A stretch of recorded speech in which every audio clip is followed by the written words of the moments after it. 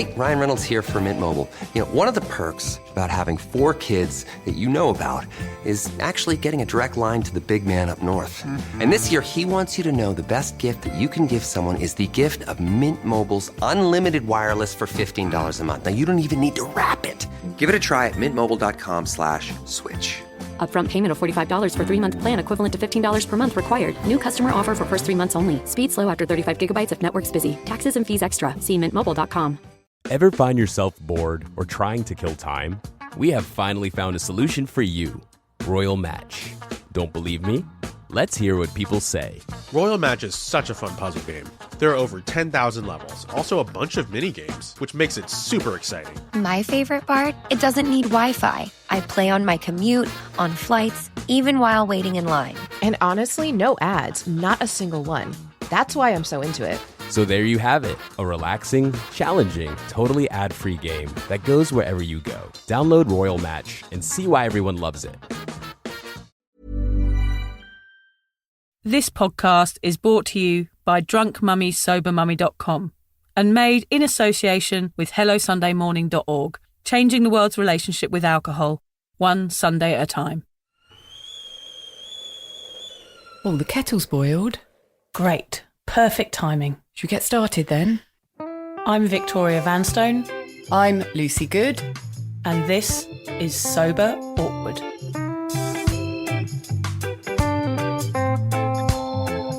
Right, Lucy, over to you. Thanks, Vic. So whatever stage you're at on your sober journey, and Vic and I are at completely different stages, you'll know that life without booze can at times feel, what do you reckon? Awkward. Lucy and I invite you to listen to our podcast where we discuss the realities of sobriety, the good, the bad, the ugly, and the cringingly embarrassing. Our honest and open chats will help you discover what it really means to be sober. Yes, we're here like a dodgy bottle of port from your nan's drink cabinet to take the edge off sobriety. And together we can learn how to feel the awkward and do it anyway.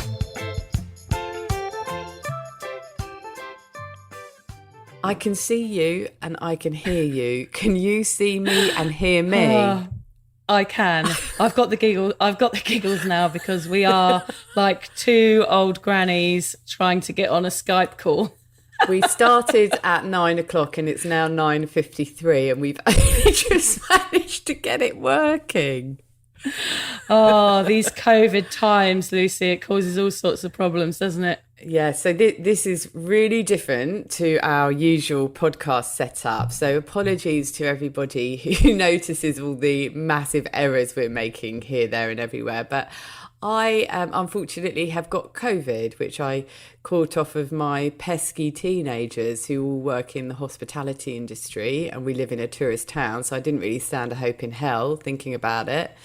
But what it means is that Vic and I haven't been able to get together for our final podcast of the series, which has been pretty disappointing for us because we like catching up with one another. But it's meant that we've had to really think outside the box, haven't we, Vic, to pull this one together?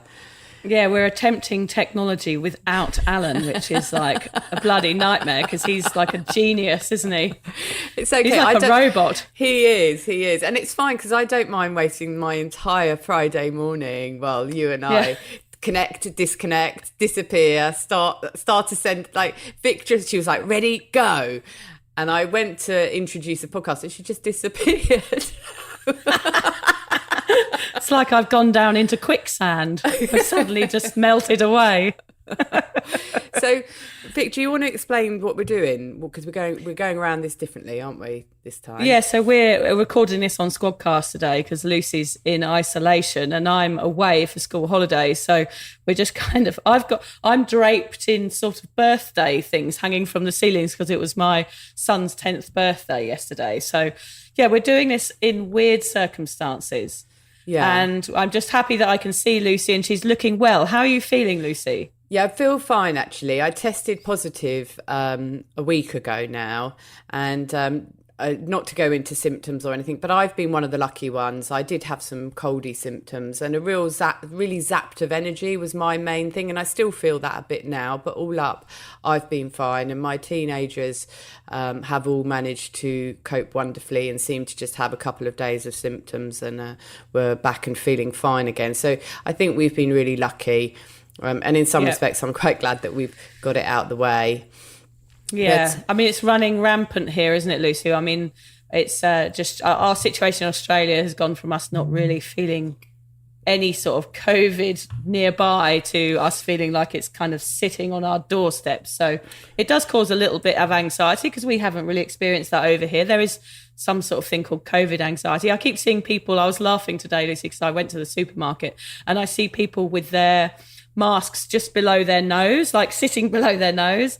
I think, what's the point in that? It's like putting a condom on your bollocks, isn't it? Well, it is. Oh God, I've seen that. Is so funny. And my daughter was doing that the other day, and I just went up to her and grabbed her mask and put it over her nose. I said, if nothing else, it makes you look so stupid if you don't wear it over your nose more than anything. You got it on wrong. Yeah. You may as well wear it over your ass. Yeah, that's right. God, that might be quite handy for me with my mild incontinence of the latter years of motherhood. Oh God, too much information. Sorry about that. But I totally understand. A mask on your arse. Now there's a thing. Might invent those, yeah. Now, arse mask. Yeah, great new business idea there, Vic, for us. But we've actually got a guest on, which has been made it even more slightly challenging. This is one of our podcasts where we wanted a guest on today. So just so that our listeners know what's going to happen, we're just going to have a bit of a chat about our topic. And then what was meant to happen was Vic and I were meant to be talking to our wonderful guests this week, but I couldn't. So Vic actually did that on her own. So this podcast is going to run with us having a bit of a chat about the topic. And then I'm actually taking a step back because it's Vic and our guest talking together afterwards. So you've been really good, Vic, rushing around and doing all of that. So thank you for taking the load off me while I've been lying in front of Netflix getting over COVID.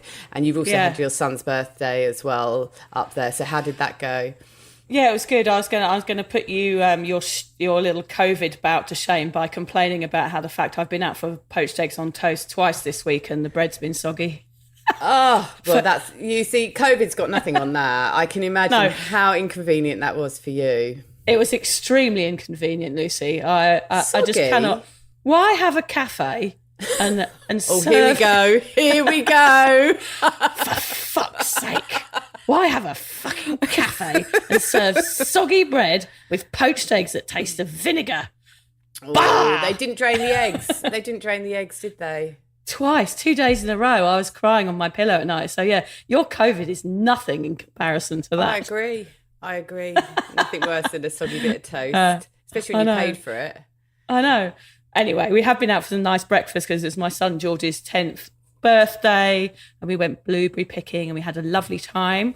And it reminded me, actually, that it's 10 years since I really started questioning my drinking. It was after his birth when I was trying to combine motherhood and booze, which was where my worlds collided a little bit. Yes. And having that baby was, really where my shame started. Before, I didn't need to feel any shame because I could just, run away to another town or drink it away or do whatever I needed to do. But once the baby was born, of course, I had a consequence to shame. And George really represents that to me. It was a beautiful birthday, but there was part of me inside that was able to sort of reminisce about that shame. And that's what we're talking about today.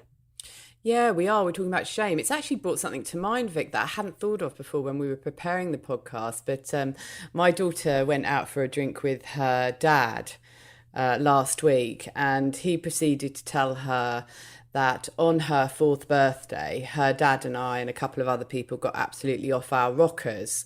And she came back and said to me, oh, Dad told me that on my 4th birthday, you and Dad did this, that and the other. And I thought, oh, that's shameful. And I thought, oh, we probably did get off of our heads, but it would have been after she went to bed. that we did that. Still not good. But I actually went to the point of bringing up the pictures of her 4th birthday party, where we actually hired out some activity, a clown, I think, with a friend of hers. They had a joint party at a local hall. So I showed her. You didn't sleep with the clown, did you? Well, I don't know. I don't remember.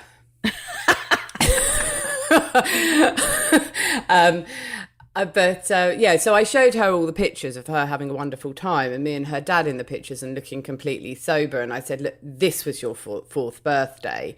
And I said, your dad has probably got a point. We probably did get off our heads, but it was after we'd done your birthday party. And it was interesting because I actually felt this need to, it took me ages to find the bloody online photos. You know how hard it is to find photos online going back sort of 14 years.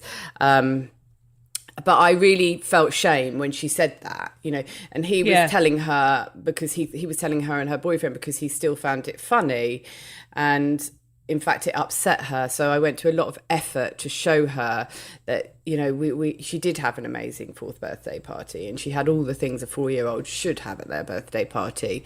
But I was also honest and said, yes, probably later on in the evening, me and your dad did kind of get off of our heads. A bit like the Christmas thing. You spend so long organising it that you feel you deserve to get absolutely caned afterwards.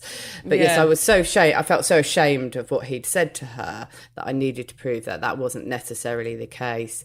And part of this podcast is about that today. Like, it's about accepting that shame and saying, yeah, I did do that. That was my past life, but hey, look at me now. Yes. And that's why we can talk about shame, and that's why we want to, is because, you know, once you let it go and talk about it, you are capable of moving on from it, I think. Yeah. Actually, this is the last episode of series 2, and we wanted to end the series with not so many laughs. There'll be a few, don't you worry, but we don't want to have a lot of piss taking, but I'm not sure I can hold back too much, Lucy.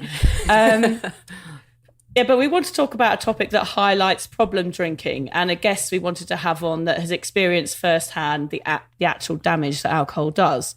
Later on in the show, as Lucy said, we're going to have a heart-wrenching chat with Sarah Drage. Sarah lost her dad to alcohol use disorder, and her story represents that of many. I mean, those statistics that me and Lucy so often talk about, we say, you know, they're numbers, but actually they're people. Sarah's dad and many others like him have sadly passed away because of the shame attached to their mental health and to addiction. So today you're going to get insight from someone that's been there, a look into what can happen if your drinking habit goes unchecked and spirals out of control. So yeah, that shame really ate me up, Lucy, in those Sunday mornings. It sunk into every pore in my body. It was shame that kept me drinking, and the stigma attached to the word alcoholic that stopped me getting the help I well and truly deserved. I think when I think about it now, Lucy, I think, well, many people think of alcoholism. They usually jump straight to the more extreme cases of the disorder, like homeless people hooked up to machines in hospital, people getting the sack or losing their job or not being able to take care of your children, like you're talking about at that party. People that black out a lot and get the shakes if they stop. I think we tick a few of those boxes, actually. Like, I mean, we're talking about extreme, but I fitted into the extreme on some occasions. Yeah, you're sort of saying those things, and I'm thinking, that's me. So yeah, we certainly do tick some of those boxes, and that's quite a frightening thing. But I guess what we forget is that some people are suffering behind closed doors, and they're the ones like me, and who couldn't face the world and couldn't admit to having a problem because of the stigma attached. I mean, I was a single mum of 2 kids, so how on earth was I supposed to admit to it and not feel all of this shame? Yeah, not feel judged. I mean, I know we all judge people that admit to having an alcohol problem, but we're judging as we're ordering, you know, another pint at the bar. It's really sort of hypocritical almost, isn't it? Yeah, it is. We drench ourselves until we're drowning in the stuff, yet we don't feel worthy of help because we don't want to be judged.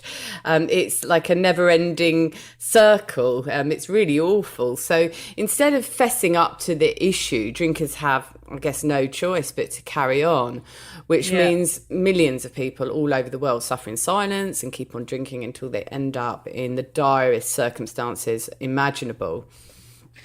Yeah, the reason why Lucy and I are keen to have Sarah on is not only because we think she's an utter inspiration for talking about this, and we feel her story could have been the story of our own children. Personally, I kept drinking because of the shame and stigma surrounding my habit. It was just too awful to bear, so I carried on. And I know Lucy feels the same. we could have ended up drinking our lives away and missing out on our kids growing up. That is the reality of alcohol. Well, I kind of did miss out on part of my kids growing up through drinking, but I saved it at the last hurdle. You are much naughtier than me. I'm way naughtier, aren't I? I don't mind being naughtier. I just don't want to be more of an alkie than you. Yeah, fair enough. Look, we both believe that if we had not reached out and sought help in some way, our own children might have had to go through just what Sarah has been through, and that is the pain of losing someone they love to alcohol. So why do shame and alcohol seem to stick together? I guess it can depend on so many factors. There's past trauma that can trigger shame. There's mental health issues, generational addiction issues, low self-worth. You can feel shame about practically anything. Scientifically, we feel shame after alcohol because alcohol is a depressant and it affects the brain's level of happiness. Yeah, for example, a night out, you went drinking, you feel a sense of happiness when you're out. However, the next day you'll be deficient in these same chemicals. And this can lead to you feeling down or depressed. Thus, the vicious cycle of drinking begins. The drinking creates the shame, and then you drink to drown out the shame. It's hard to get off that train once it's out of the station. Before we chat to Sarah, let's tell the listeners about our history of shame, Lucy. What does shame mean to you? Oh, talking about shame, Vic, how long have you got? Yeah, I know. It's a bit of a heavy one. Brimming with shame. Having been sober for a year and 3 months, shame does still hit me like someone punching me in the stomach when I think of some of the things that I did. It is just such a powerful emotion. Shame is, and it's horrible. I think we avoid shame in every area of our lives that we possibly can, certainly as we grow older and learn how to do that. But the fact that you can have a few drinks and then go off and do something completely out of character, which is so desperately shameful, is such a scary thing that we would ever put ourselves in that position. So the shame that I felt as a drinker, I think will stay with me forever. I don't mind that so much because it's one of those things that will make me never, ever take a drink again because of shame of the way that I behaved with it. I guess really through my drinking days and certainly my latter ones, it was a shame that made me drink more. Because I was just so desperately embarrassed about that person that I was and the things that I did. And the only way to get rid of that feeling was to drink and to numb it. Some of the things I did were quite horrific, quite embarrassing. And I'm just horrified by it even to this day. I guess that kind of causes trauma, which again causes shame. It's like this, it's such this vicious circle, isn't it? You just even describing it there. It's like, it's never ending because if you drink, there's no doubt that you're going to cause shame. And also, it's a good point there. Like we drank so much that we went into a blackout. So we don't even know really if the shame existed because we don't know what we've done. So therefore we feel shame over the things that are forgotten. It's like an unknown shame because I used to wake up and think, God, where have I been? Who have I been with? Have no recollection of 5 hours of the night. And that brought on massive amount of shame, which is really strange because I might have acted well, very unlikely. Very unlikely, Vic. Well, that's it. That's it, isn't it? We were so used to performing shameful activities and behaving in a shameful way that if we had a blackout, which you and I were both having a lot by the end of our drinking days, we just assume that we've done something shameful in that time. So it doesn't really matter if you have or you haven't. You're just so full of it. You're drenched in shame, and it's just horrible. Another reason that I felt shame, Vic, was that feeling that, well, alcohol is so readily available. There are so many people out there who seem to be able to drink it in moderation. Why haven't I been able to do that? I felt weak in the face of alcohol because I had this problem and other people didn't. And I felt shame in that. I felt shame that I wasn't able to handle something that was so readily accepted into our society. And that shame grew and grew, certainly as I drank more and my blackouts became longer and my behaviour got worse. But it certainly grew as I aged. I think I've mentioned before on the podcast, you know, being a middle-aged woman drinking, it's just not cool. You can get away with it in your 20s. I'm not saying you should drink a great deal in your 20s, but you can get away with being crazy drunk on a night out. But in your 40s, it just doesn't look good. It's a shameful look. It's a shameful memory in the morning. And even more so as a mum, being a drunk mum is a terrible way to be. And it was that shame and that horror of where I'd got to that kept me drinking. And ultimately, it was the shame at who I'd become, because drinking is who I was, that made me get worse and made me turn into a behind closed door drinker, because I was too afraid to admit to anybody that I'd got to this state where I was bringing up two girls and I couldn't stop drinking. I couldn't do it without drinking. So yeah, I mean, that shame just ran through all of my drinking years. It was a big part of me continuing to drink, being unable to reach out for help with drink. And it stays with me now. And I can feel, even talking about it now, that feeling in my stomach, that pit of anxiety building up as I think of shame. So I'm going to use that now, though, to stop me, to make sure I never go back to drinking. I think those reminders, I know you always say if you see someone hungover, it makes you sort of feel sick. And that, for me, if I see someone that's drinking or hungover, all I remember is the shame. I think, I just never want to feel like that. It was so overwhelming lying in bed on a Sunday morning with that, you know, waves of shame crashing over my soul each day. It was terrible. And that's what drinking reminds me of. It reminds me of shame. It takes me straight back there. I mean, I felt shame after every single drinking session, especially if I'd done something really weird. I mean, I remember after my hen night, which, you know, I got stuck wedged down the side of a sofa and had to call out for someone to come and help me. And I remember waking up the next day. My mate was like, "Are you all right?" I was like, I'm wedged. Well, you literally couldn't get out. No, I was like a fish flapping around between the cupboard and the floor. And I was really hungover, and I was just lying there feeling shame, not being able to move, but knew I had to call out for help because I couldn't get myself out. Oh, gosh. I mean, I know, and just so many things. I woke up once wearing a tiny bow tie like an evil ventriloquist dummy, and it was really tight around my neck, but I had no idea where I'd got it from.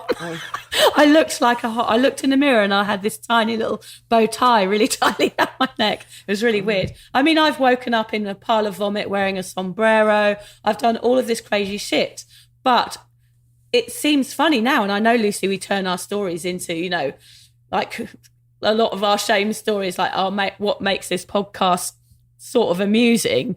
But after those events, I always felt a terrible, terrible amount of shame.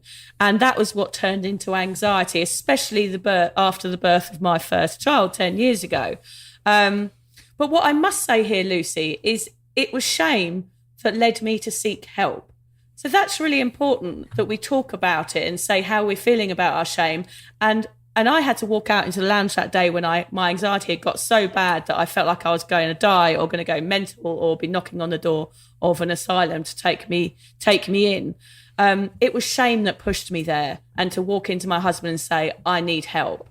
So that's the interesting part. We can face shame and we can turn it around. And if you face the shame, perhaps that is the beginning of the path to sobriety. And also, after I had therapy, I had to understand that there was no point in me feeling shame anymore, because that behaviour that I was undertaking when I was under the influence wasn't me. It was a person who had taken a drug and was, you know, had alcohol pumping around my veins, which made me do crazy stuff. It doesn't represent me as a human now. I am not that person sober. So I don't feel shame now about those things. I'm happy to tell my stories and happy to tell people what it was like, which is why we started this podcast in the first place. I had to let that shit go. I do get the occasional reminder, which reminds me of drinking can cause a craving, but it's very, very futile. Like, those moments are very, very short-lived, and I don't really go into them mentally. So I think shame can lead you to getting help. Yeah. Oh, I think it can. It's interesting what we've both said there, Vic, which is that I hold on sometimes to my shame. And because I'm a year and 3 months sober, which might sound like a really long time to some, but it's still not all that long to me, considering I drank for 25 years. But, you know, so I like to hold on to that shame as a weapon to protect me from drinking again. And you're saying that your shame, you turned it around and you used it as your tool to get support.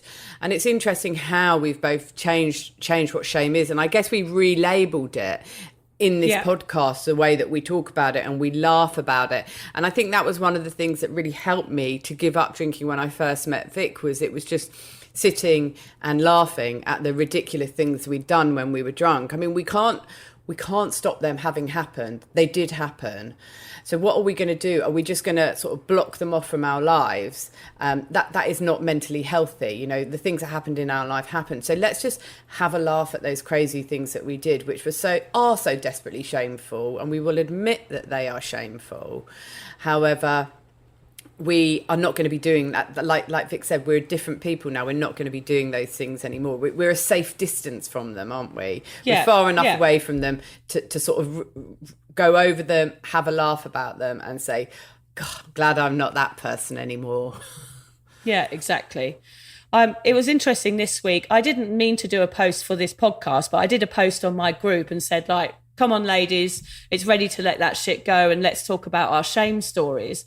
And I thought it would just be a couple of people going, yeah, I did this, I did that, I feel shame. But it was actually this massive post of 50 comments with everybody telling all of their shame stories. So a big shout out to all those women that shared their shame stories. And the post ended up being so liberating because we all managed to get these stories off our chest with no judgment, because we're all the same. We've all done this stuff. You know, we're not hiding the fact that we've all done crazy stuff and, you know, weeing in spots and doing, you know, all this crazy stuff. So I just wanted to add a little bit to this podcast this morning called The Shame Shed. 2 of the ladies I emailed directly and said, look, your story really made me cry with laughter. Can I share it? So the Shame Shed entrants today are 2 ladies from the Facebook group who have agreed to share their stories. The first one of them shared a quote from Jay-Z that said, you can't heal if you don't reveal, which I thought was just perfect for this podcast. Like, you can't get over shame unless you talk about it. So one of the ladies on the group, she got a tattoo after a day of bottomless champagne, she says in exclamation marks. In what's those? Not exclamation marks. Speech those marks. Other ones. Speech marks. Yes. I mean, bottomless champagne day. That's a recipe for disaster. Dangerous, right there, isn't it? dangerous. Red flags are flying. Yes. She got the coordinates of 3 places she loves most in the world on her arse. As she Googled the coordinates, they seemed very, very long, so she rounded them up. Now she has something like Gatwick Airport, Parramatta, and the middle of the ocean on her bum forever. There's your memory right there. There's your shameful memory. Oh, there were so many. It's worth a read. And another lady, this was my favourite. One Halloween, she was blacked out and dressed as a Christmas elf, and she couldn't stand up. She refused to let people help her and would hit anyone who tried to with a giant yard candy cane. So she was like half passed out in like a bush, and anyone that came to try and help her, she was attacking them. This elf was attacking them from the... She said she felt definitely... She said, it's not one of my proudest moments. But, you know, you've got to get these things off your chest. We've all been there. It's fine. There was another woman that got banned from a theme park for a year. Did she say why? Yeah, she got thrown out by the bouncers from one part of it already for being drunk, and then she got thrown out by some other bouncers, and they just ended up banning her and throwing her out. There were so many stories on there. But actually everybody was so supportive of them. Like, some of them were funny, some of them were sad, some of them were real shame stories that they felt really humiliated by. But as Jay-Z says, if you can't heal, you can't heal if you don't reveal, which I think is a brilliant saying. Yeah, it really is. And for me, as I always talk, Vic, about how meeting you really changed me in terms of my drinking habits, and in fact got me sober. And it was having somebody to share those crazy stories with. And we're not sort of making light of them. I mean, they're not really, they are funny, but they're not funny. But being able to talk to somebody about them and to let them out and to just share, rather than bottle them all up inside you and letting that shame grow and grow and grow and get in the way of your healthy path to sobriety. Get them out, talk to other people, know that you're not alone. Sometimes just knowing that other people have got these horrendously shameful stories as well. And just always remembering that is not who you are anymore. It is something that you did though, and you can't cut off part of what you did. You've got to own it. And my crazy stories are part of me. That is my life prior to this. I've done drinking, I've done the crazy stories. I couldn't say I hadn't lived. I have lived my life to the max, and it's been ups and downs and risky in places, but I have lived, and it was chaotic, but now I want some peace, and that's what sobriety brings, is peace. Yeah, it does. It does. And owning everything. You have to own it all. Warts and all. Many, many warts on our journey. But look, it's true, Vic, and we do laugh on these podcasts. And it's our way, really, of getting a serious message out to the world. We hope that our openness and our humour educates others around the dangers of alcohol, really, don't we? Yeah, and as we say at the end of some of our podcasts, we never want to make light of the issue, and we take the misuse and the normalisation of alcohol in society really seriously, Lucy and I. We're just getting a message across in another way so that we can help people change their attitudes and make seeking help for any form of overdrinking more accessible. And that's why we're ending this series with Vic's chat with Sarah, which is brilliant, by the way. I've already heard it, and have the tissues ready, listeners.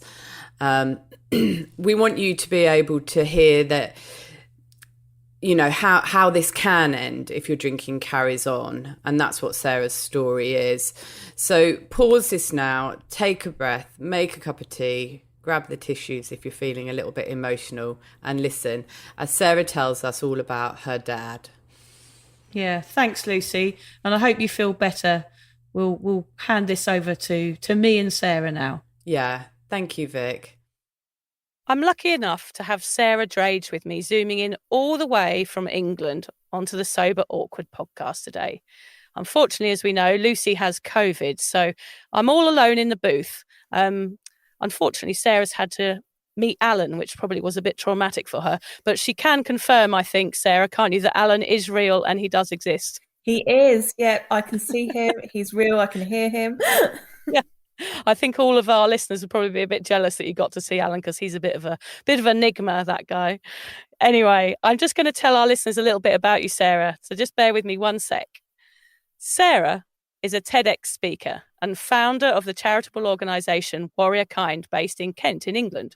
She is a devoted daughter on a mission to quash the stigmas attached to mental illness and alcohol addiction.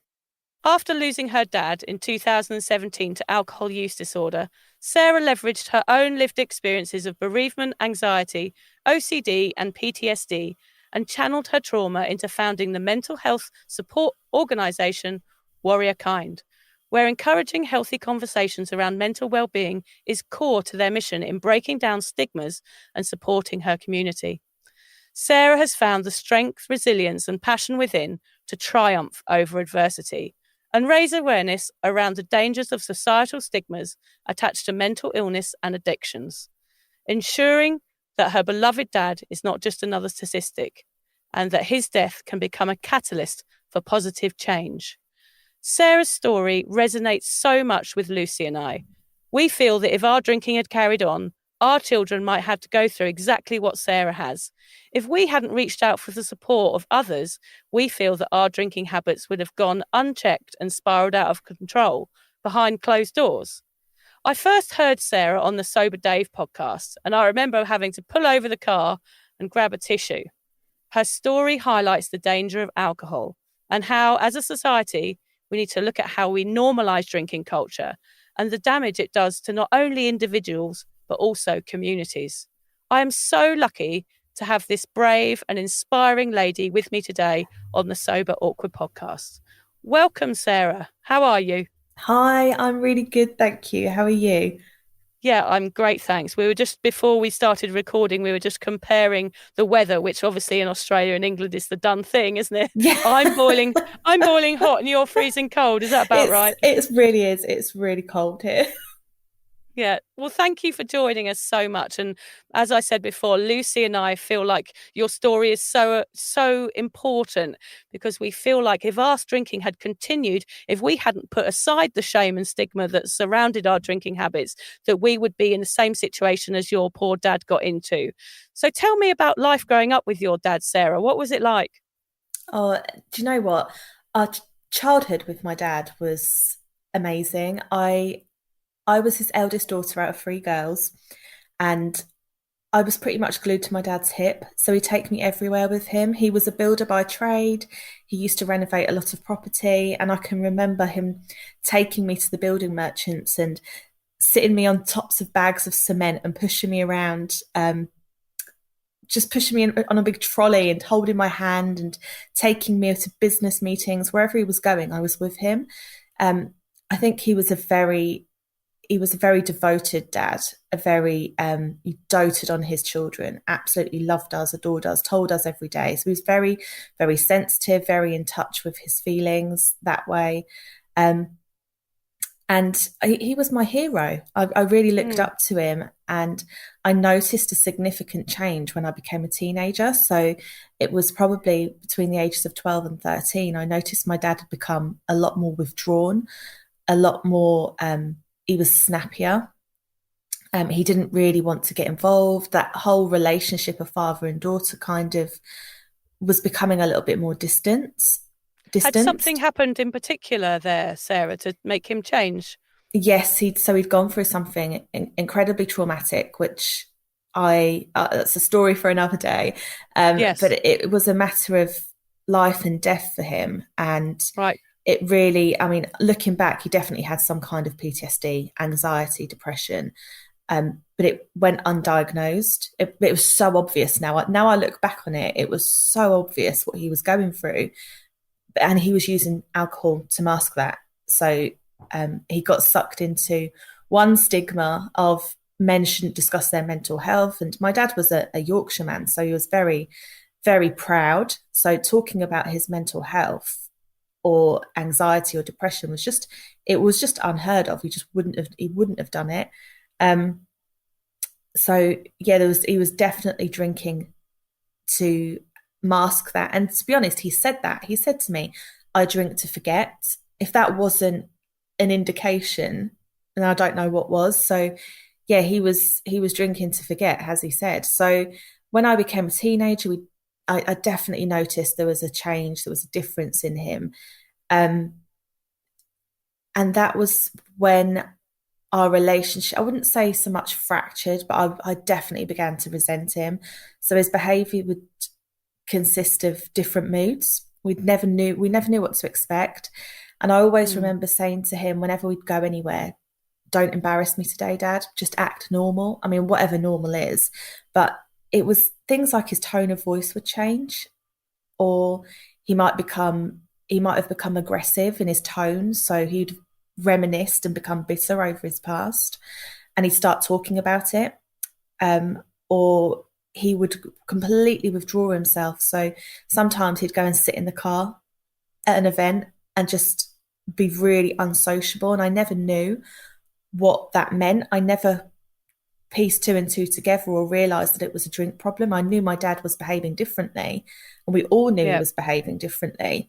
The atmosphere, the laying on the sofa with his eyes closed in a dark room, all of that, reclining the seat in the car and just laying, it was just little things like that was just unnormal behaviour. And I always used to say, I just wish you could be a normal dad, even down to my mum was always the one driving, and I never used to understand that. I always used to say, why aren't you driving, Dad? Why can't you pick us up from school? Why is it always Mum? And it was because he was drinking. It was because when I was a teenager, his addiction was probably really, really starting to manifest and take a hold. But it really peaked when I was about 19, 20. And I decided at that point that I love you, but I can't live with you anymore. So Gosh. it was a real tough, it was a tough decision because I knew that I needed to get out of the family home, but I didn't want to, but I felt like I had to. So I moved out and I went to university because I knew at that point I didn't have that luxury of having my parents be able to support me financially. So I was doing that myself.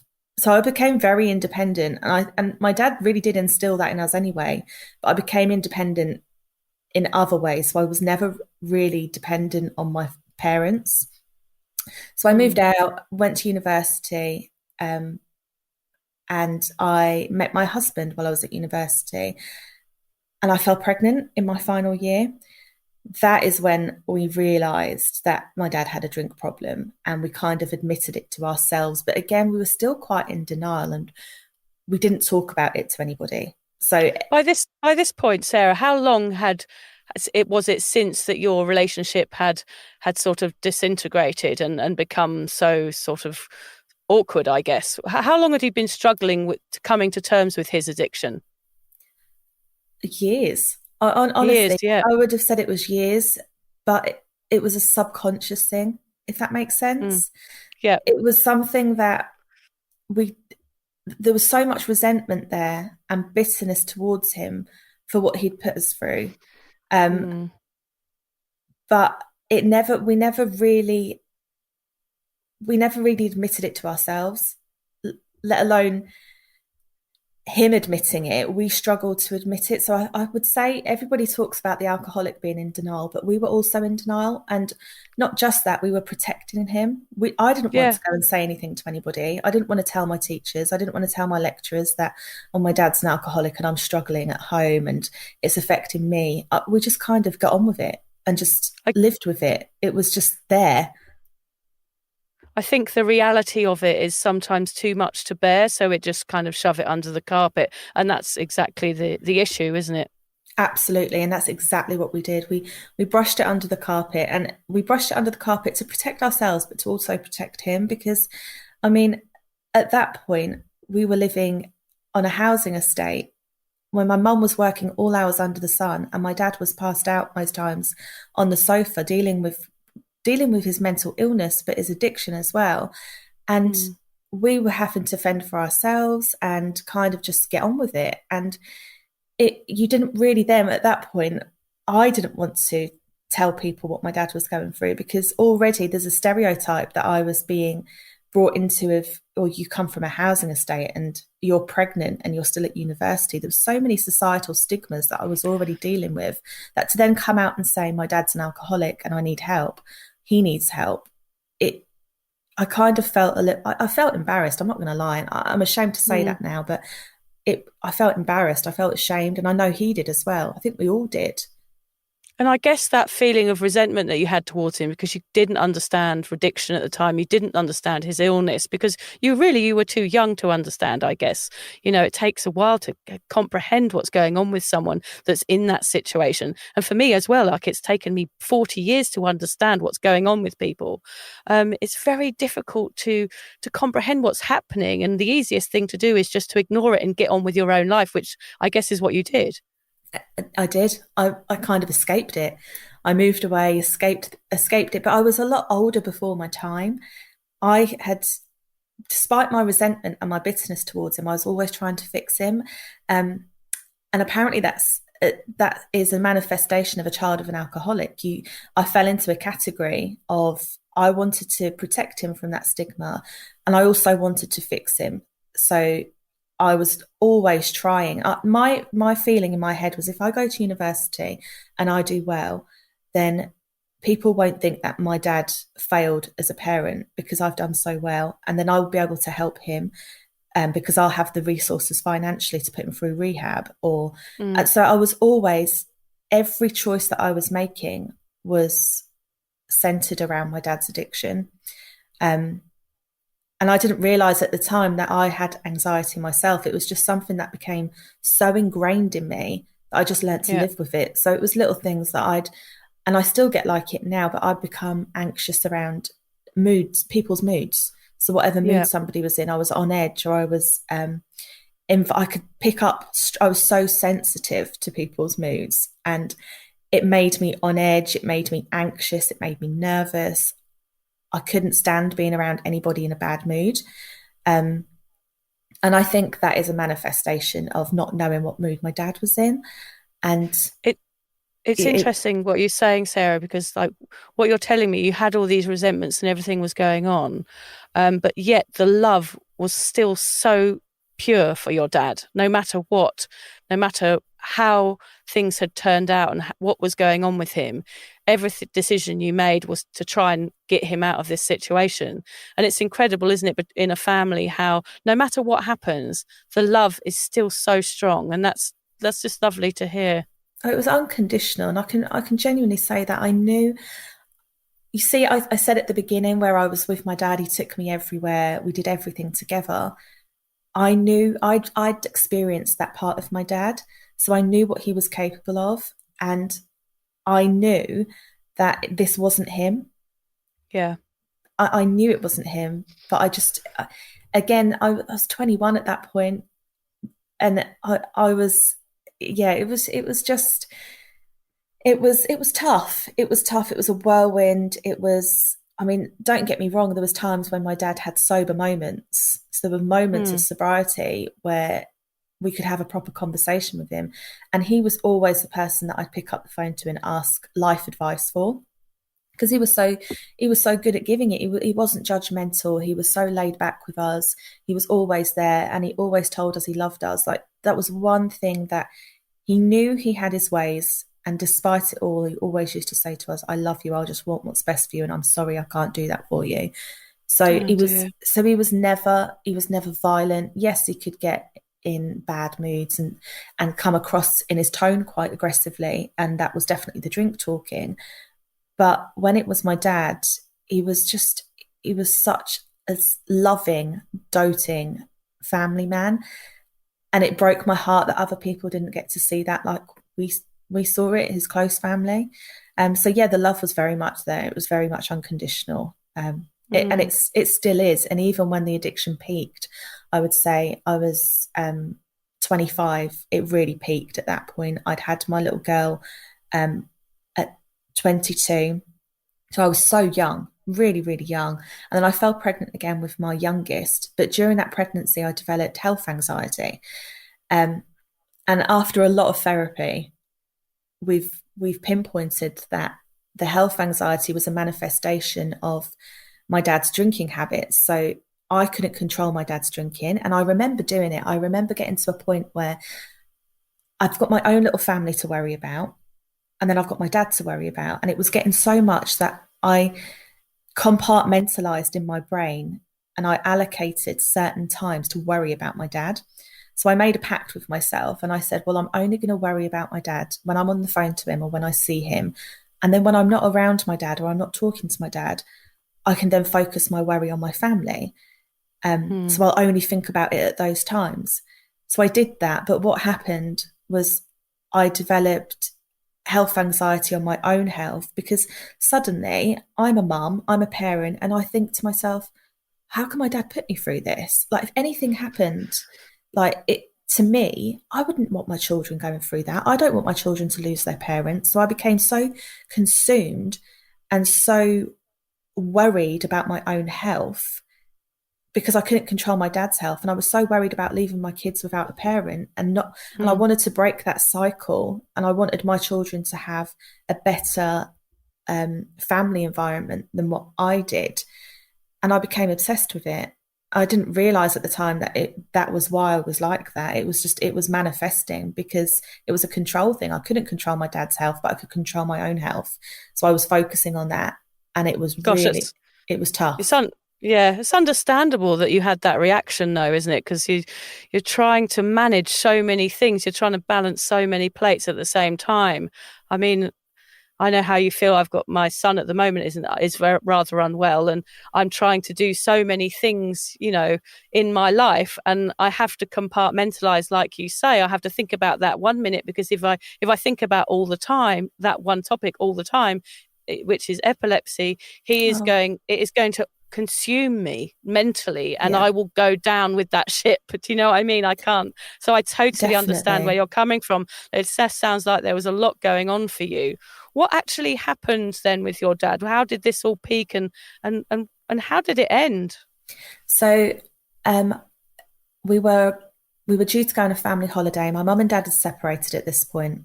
The drinking had become too much for my mum. She still really cared about him, still really loved him, but I think that relationship all her daughters had grown up, moved out, and it was time for her to go as well. So that happened, and I would have said at that point my dad's addiction peaked. That was another trauma in his life. At that point he felt like he'd lost everything. And he turned up to a family holiday without my mum. So it was meant to be my sisters, my husband and me and the girls and my dad. He was so drunk, and he was saying things and he was slurring his words. And I looked at him and I said, Dad, you can't come on this holiday with us. I'm going to take you home. You're going to have to sleep this off. I don't want you being around the kids like this. You're going to ruin the whole holiday. You're going to ruin the atmosphere. It's not fair. It's not fair on us. And it's going to take you 5 days to recover from this binge. So I took him home, and he was telling me symptoms he was having, like he was coughing up blood. He was shaking. If he weren't drinking, he was shaking. He was in a lot of pain if he didn't have a drink. And he was trying to explain that to me. And at this point, again, I didn't understand the severity of the illness. I didn't understand that my dad was physically dependent on the alcohol. I actually, at one point before this, poured all of his drink down the sink, which I now know I shouldn't have done that, because withdrawal is deadly. But I dropped him back home, and I said, we'll deal with this when we get back, which is what we did. And I said to my sisters, under no circumstances, contact my dad. We need to try a different approach, because I felt like I tried everything. I felt like I tried tough love. I felt like I tried being loving and understanding. I don't think I had, but I felt like I did at the time. And I felt this time we need to stop enabling the addiction. So we need to leverage what we had against my dad. And we knew my dad's weakness was his girls. We knew that my dad's love for me and my sisters and his granddaughters was enough. We felt like it would have been enough for him, maybe to scare him into submission. So I saw him when we got back from the holiday, and I said, right, we're not going to see you until you admit that you have a problem and that you need help. So my youngest sister's not going to live with you anymore. She's moving out. She's coming to stay with us when she's not at university. And you're not going to see any of us, and you're not going to see the kids until you sort yourself out, Dad. It took 3 months, and I got a phone call 3 months later, and he was crying. And he said, this gets me really emotional. He said, everything that I've been through is insignificant compared to losing my children. I will do anything you want. You name it. You can be in control. I'll do it. And I was so proud of him, because at that point, he went to a charity detox centre, and he had a medical detox. And the doctor there said to me that your dad's physically dependent on alcohol. If he stops drinking suddenly without any medical support, it will kill him. And again, that didn't compute. It didn't register, because you think it's not going to happen to us. You think we'll be fine. He'll go on this. That won't happen to us. Very naively.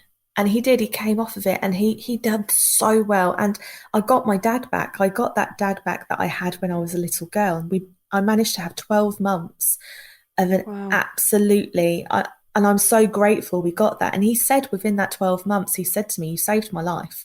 I don't think I'd still be here now if it weren't for you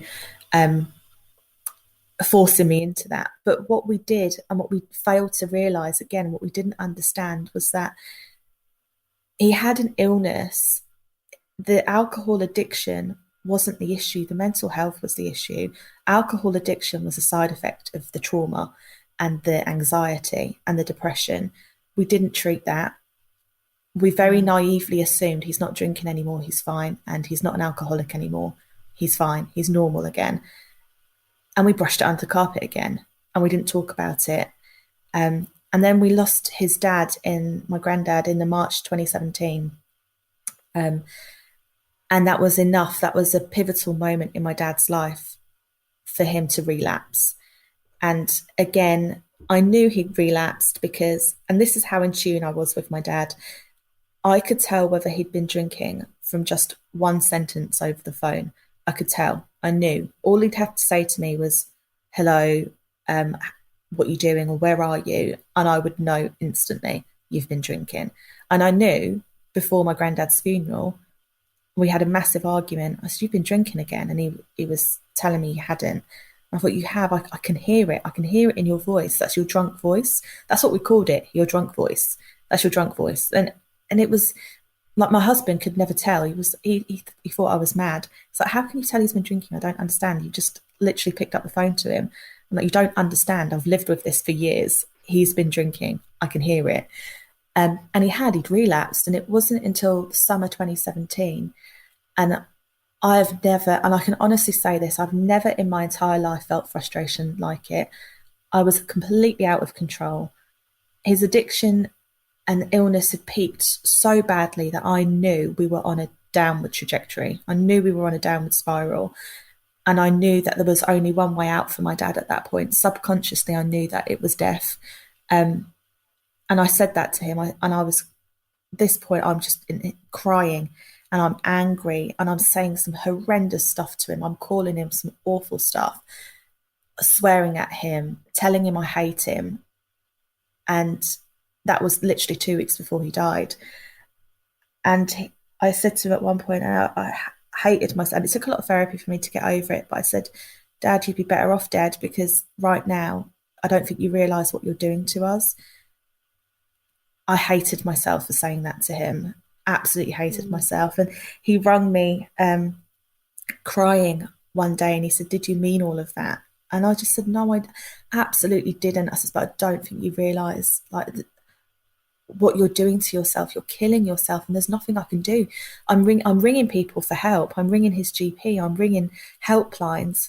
And all I'm getting... desperation. Yeah. It's desperation and fear, isn't it? You don't want to lose him, and, those emotions are going to come out. It's very sad, but it's just your reaction is what can I do? You're absolutely desperate at that point, I guess. And that's exactly what I was. I remember ringing my mum and I was hysterical and I said, we need your help. I don't know what to do. This is the worst he has ever been. I really don't know what to do anymore.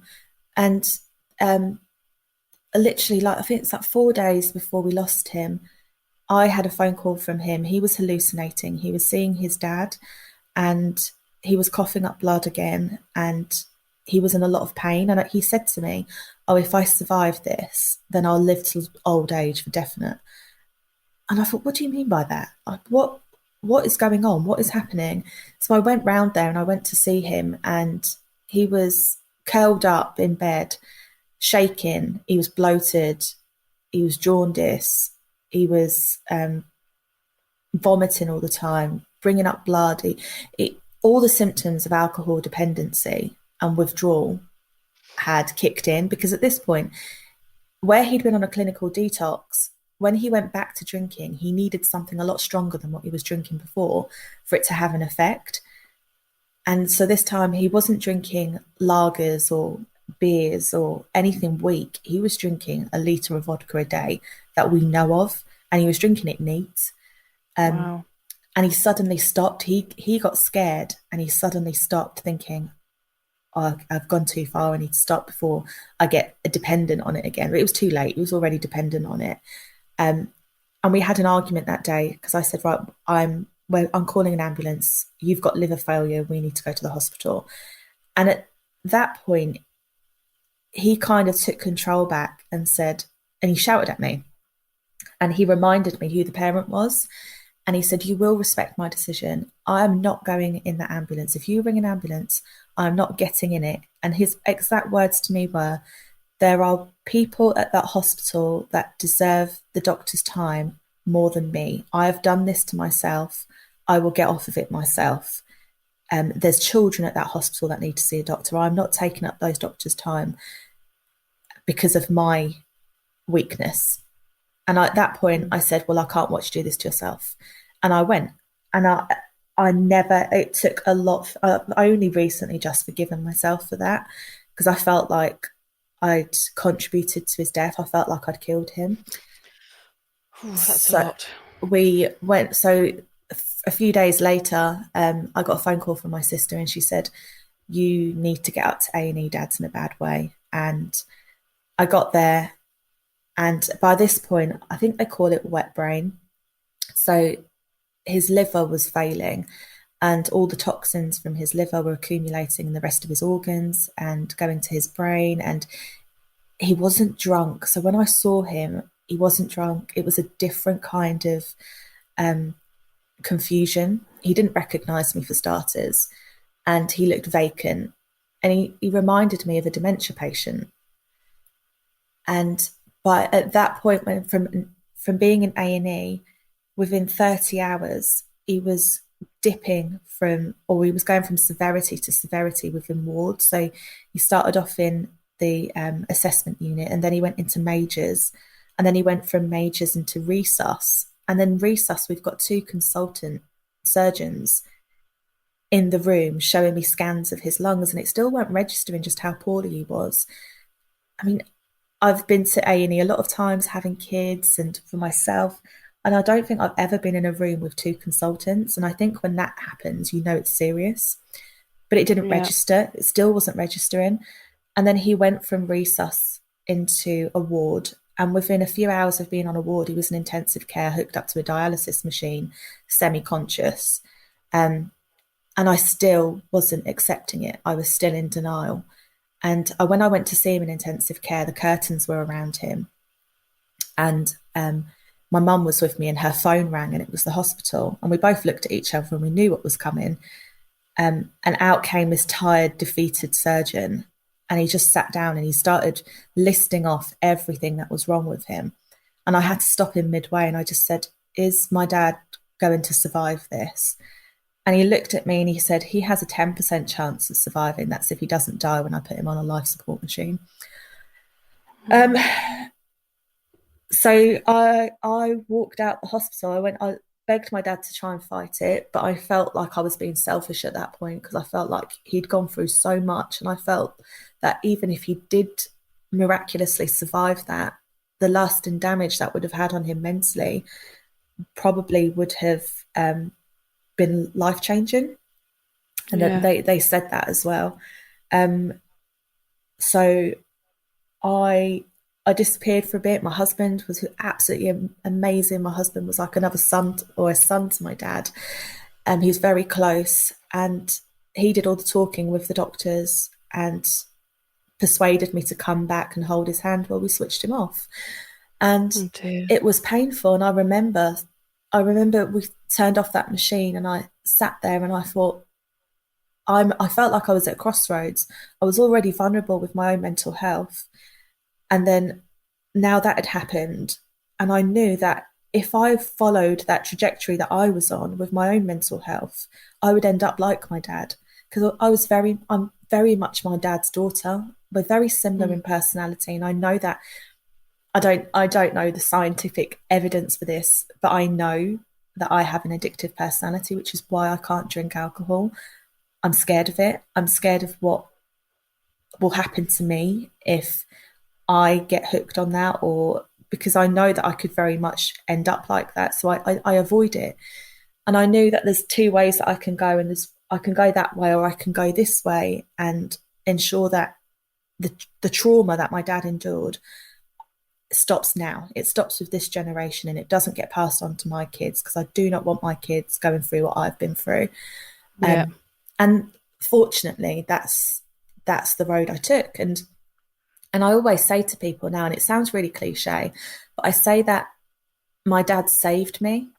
My dad's death saved me. And I think if he knew that's what it would have taken for me to get my own mental health sorted, and to have the therapy that I needed, and to work on what I'd gone through, and so it doesn't affect my children, I think he'd have died 10 times over. Oh, Sarah, that's so So sad. I'm so sorry that you had to go through that. Sorry, I'm getting a bit emotional, but like, it's incredible. Like you're saying, basically what he did. Sorry, he sort of almost sort of sacrificed his life for you to understand the situation, so that you didn't have to go through the same. And God, what a hero! What a hero your dad was.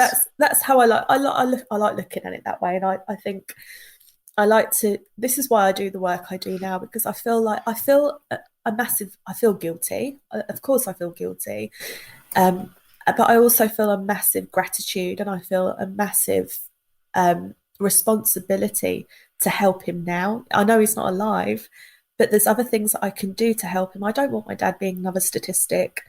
My dad was ashamed to get support. The stigma consumed all of us. He was ashamed, and he said that. I mentioned earlier on, he said that he didn't want to go to the hospital because he'd done it himself. My dad's embarrassment and shame for what he was going through and experiencing prevented him from accessing support. Yeah, and Lucy and I. Yeah, sorry, go on. No, sorry, that made me really angry, and it really kind of motivated me to break down those stigmas and to really challenge them. And so I've made that my mission now, and because I think it's no different, is it, to a smoking addiction? It's no different to eating the wrong foods. And there's been so many incidences where after he died, people would say he did it to himself and he only had himself to blame. It was self-inflicted. But 80%, and I don't quote me on this, but I read a statistic, and I'm pretty sure it was really high. It was really high. So it's between 80 and 85% of illnesses are environmental, which means that it's what we've done to ourselves, it's what we've eaten, it's what we've inhaled, it's what our lack of exercise. So I started thinking, well, that means, so coronary heart disease, for instance, which 90% of those, it's listed in the NHS that 90% of coronary heart disease is caused by what we eat and drink. That's self-inflicted. Surely we can't apply that logic to drinking and penalise people, bearing in mind it's so socially accepted. Like, if I tell people I'm not drinking, then they assume I'm pregnant, boring, on antibiotics, or I'm the designated driver. So it's so socially accepted, isn't it? Yeah, it's the normalisation of alcohol in our society is the problem. And I guess like what we're doing with this podcast and what you're doing is we're talking about our shame. You know, we did feel shame too. I felt shame to reach out for help because I didn't feel like my problem was bad enough to deserve professional support, a bit like your dad, and a less extreme version, I guess. But it's the same situation repeated over and over again. People end up struggling in silence because they feel such shame, and there's so much stigma around this word alcoholic that we end up suffering in silence, and it's a terrible thing. Sarah, I just want to say, like, your story is so important, and I'm just so encouraged by you, and our listeners are just going to absolutely, you know, really get on board with you, I think. Your website, warriorkind.co.uk, it's a community dedicated to normalising conversations around mental health and well-being. Have you got any other projects coming up to do with that and the legacy of your dad? Yes, so Sober Dave and I are going to be working on a few exciting collaborations coming up in the new year, based around stigma attached to alcohol use disorder. Warrior Kind, we've just launched our own peer support network app. So it's a little bit like social media, but it's completely dedicated to conversations around mental health. We've got a group within that app, especially for loved ones of alcoholics, which has actually initiated some really life-changing conversations for people. It's given people an opportunity to talk amongst other people that are going through similar things to them, but it also encourages them to get professional help. So we like to think of the app as the first step to getting support. Yeah, that's wonderful. Gosh, that all sounds amazing. Will you send me all those links so I can add them into the show notes afterwards? So all of our listeners, I mean, I think talking about our struggles and experiences are truly what leads us to seek support and gain understanding and eventually heal. We appreciate your bravery and openness when talking about your lovely dad, Sarah. It's so wonderful to hear that, you know, even though that situation was tragic, that you are kind of triumphing from it. Thank you so much for coming on the Sober Awkward podcast. You can go to Sarah's website to find out more about her, which is warriorkind.co.uk, or you can follow her at Sarah_Drage on Instagram. Our topic today, Sarah, of course, is shame and the stigma that causes us to not reach out for support. Is there one last message you'd like to give to our listeners about what it's like and why you think your dad didn't reach out? Yeah, I think it's oh, right, okay, how am I gonna I've got so much I want to say. I'm trying to sum it up into one sentence. I wish from my perspective back then that I would have learned more about the illness, would have understood it better and understood that was just a side effect. It was a symptom of trauma. It was a symptom of anxiety, depression. He was using alcohol to suppress those feelings. And the shame and the stigma attached to having a drink problem ultimately shamed him into silence. It shamed us all into silence. It prevented us all from accessing support and admitting that we needed the help. So I suppose I would say, if you don't understand it, then try and learn about it. Yeah, I do that now. That's one thing that if I don't understand something that somebody's going through because I can't relate and I don't have the same frame of reference that they do, then I'll always try and go out of my way to learn about it so that I can provide a level of support or a level of understanding. Or if I don't understand, I can say, I'm really sorry for what you're going through. I don't understand it, but I'm going to try and learn. So I think just educating ourselves can be the real first step to breaking down stigmas and breaking down barriers. I totally agree. Just talking about it, learning about it and educating yourself is going to lead to more of an understanding and more of an empathy for people with addiction issues, I think. Absolutely. Thank you, Sarah. That is such an you. incredible message, and we wish you so much luck with everything you're doing. And if Lucy and we can ever support you in any way, you just give us a shout. Oh, thank you so much. Thanks for having me. Thanks, Sarah. I'm just going to read a quote just to end the podcast, a quote from Brené Brown. We desperately don't want to experience shame, and we're not willing to talk about it. Yet the only way to resolve shame is to talk about it. Maybe we're afraid of topics like love and shame. Most of us like safety, certainty, and clarity. Shame and love are grounded in vulnerability and tenderness.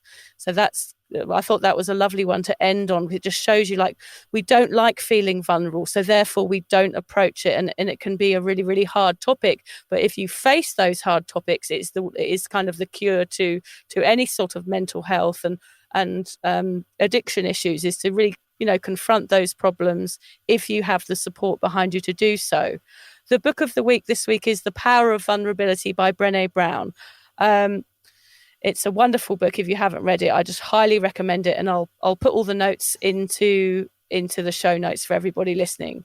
I just want to once again thank Sarah for coming on. And, we're always giggly and we laugh a lot on this podcast. And we do talk a lot about statistics, but Sarah is an example of somebody who is a number out there, but it's actually her dad. It's family members, it's mums and dads and brothers and sisters and family and neighbours that we're all talking about here. They're not just numbers. And we hope that by, tapping into Sarah's life and understanding the trauma and that she's been through because of shame and stigma, then hopefully more people will reach out for support. And I really appreciate you telling us our story today. Thanks everybody for listening, and we look forward to seeing you on series 3 of Sober Awkward next month. Thank you for listening to the Sober Awkward podcast. If alcohol is affecting your life in a negative way, if you're struggling to moderate or your hangovers are causing anxiety, it might be time to reach out for help. Contact your local doctor, a therapist, or connect with your local AA or sobriety group. Vic's got one. Yes, go onto Facebook and just search Drunk Mummy, Sober Mummy, the group. Lucy and I both agree that even though this journey can be awkward, it's definitely worth it. And if we can do it, You can too. For more support on sobriety, head to Vic's website, drunkmummysobermummy.com. And Lucy runs an online space to support and inspire single mums. Find out more at beanstalkmums.com.au. Finally, if you've enjoyed the Sober Awkward podcast, don't forget to follow, subscribe, review, and share it with your mates. Don't make it sound like they have to, though. No, they do have to. I'm not doing all this for nothing, Lucy. No.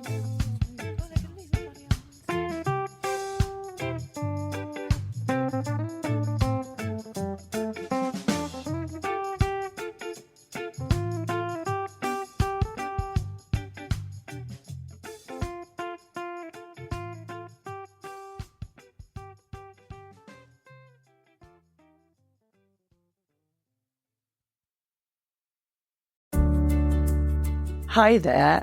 I wanted to tell you about a podcast that I think every single one of you will benefit from.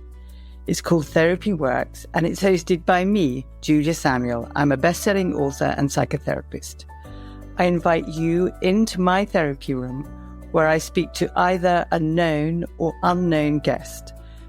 Topics range from the difficulties of divorce, a life-changing illness, to the struggles of motherhood. Search Therapy Works now, wherever you get your podcasts, and subscribe to make sure you never miss an episode.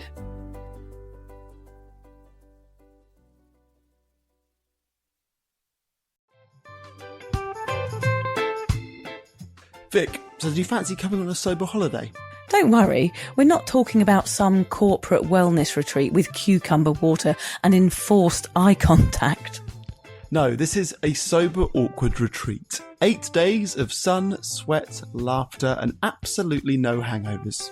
Yep, it's all happening in Thailand next October. Picture this: yoga at sunrise, writing workshops, ice baths, Thai boxing, and lots of awkward sober dancing under the stars. It's a proper holiday with proper weirdos, our kind of people. Yeah. You'll meet legends who've also given the booze a boot and want to have fun without feeling like a social reject. Come solo or grab a mate. Bring your awkward, bring your sun cream. No pressure, no judgment, just a big, warm, sober hug in paradise. All the info is at soberawkward.com/retreats. Come and get sweaty with us, emotionally and physically, in our all-inclusive jungle resort. You'll start out as 15 strangers and leave with 15 new sober mates. I'm not sure I want 15 new sober mates, actually, particularly sober ones. Yeah. Oh, well, you're not invited then.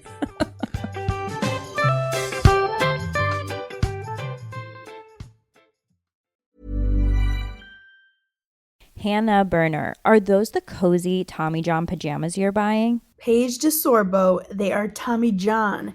And yes, I'm stocking up because they make the best holiday gifts. So generous. Well, I'm a generous girly, especially when it comes to me. So I'm grabbing the softest sleepwear, comfiest underwear, and best fitting loungewear. So nothing for your bestie.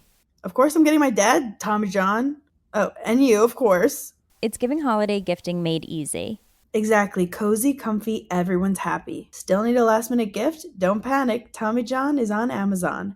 Get cozy, comfy gifts delivered fast, just in time for the holidays. Search Tommy John on Amazon and thank us later. Well, we know Central Ohio has the best football team. Did you know we have the best credit union, too? It's easy to fall for CME, Ohio's #1 credit union. Recognized nationally and statewide by Forbes and rooted right here in Central Ohio. CME Federal Credit Union. Bank with the best. Membership subject to eligibility. Federally insured by NCUA, Equal Housing Lender. Visit CMEFCU.org for additional details.